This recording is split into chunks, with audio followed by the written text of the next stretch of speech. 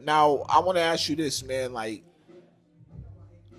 this has been a question that's been burning on my mind for the past 3 to 4 weeks, man. We know we're not gonna drop names, but we know it's been a lot of indictments, a lot of recalls, a lot of stuff coming up, and the main people that are getting the blame is people that are doing content, journalists, and podcasts. Now, my take on it is this, man. Like, you're coming on a pod with me and Psycho. We're asking you questions. You, as a grown man, you have a right to answer the question or not answer the question. Should I be to blame?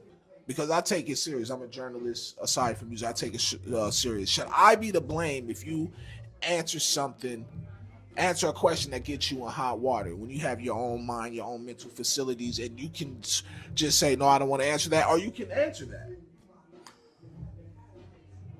If you ask somebody a question and they answer it, you dig what I'm saying? The accountability is on them.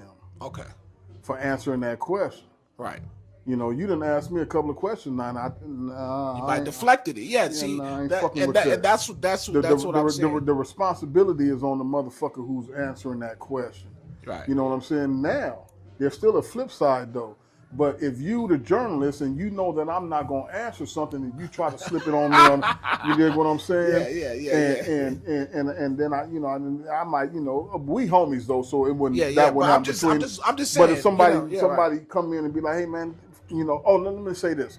If somebody told you, okay, don't ask me this question, but you asked the question anyway, right? And then after this motherfucker say, man, fuck you. You dig what I'm saying? Yeah. If somebody, then you had that coming, right? Because that person done asked you already not to ask that question. You know what I'm saying? And unlike them motherfuckers up there, you dig what I'm saying? There's just some shit I'm not gonna talk about because there's statutes of limitations.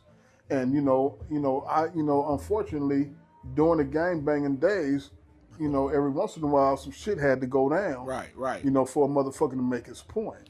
Yeah, because my take in it, and then I'm gonna pass it to Psych, because he has his take on it as well. My take on it is, if you live in a certain life, like a certain life of righteousness, right? Then you can answer questions, or you can decide not to answer questions how you deem fit. But if you already know you in the mix of some shit, why even if you know the spotlight is on you, you can't be addicted to clout that much to where you want to answer these questions. You get what I'm saying? I do. But that shit go both ways, right? Right. Because me knowing who I am and knowing who I'm talking to, I'm not gonna ask him nothing that's gonna put him in any position anyway. So the niggas that do that, it be fuck niggas. They do. Period. Like the Adam 22, yeah, I know you going the whack 100s. We ain't gonna talk if he's going through a case right now and he's in court for it. We're not about to talk about that. We're not about to say nothing. I ain't about to say, oh nigga, they found fingernails, shit up under their fingernails, and you going through a case. I mean, this is some weird shit. These niggas going. They think it's not snitching, bro. That's snitching. That's nigga. Snitching all day long. That's dry snitching all day long. No, that's not dry snitching. That's really snitching. Yeah, but because you ain't saying his name.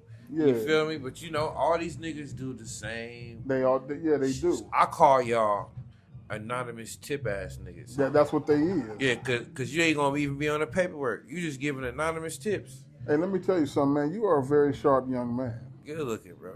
For real. You know what I'm saying? A lot of them niggas. I think T.I. was on that hotline. He said call the hotline too, right? I'm just saying, it's a lot of niggas that's with the anonymous tip. They are, man. You feel me? And then a lot of niggas, they push an image so they don't get messed with.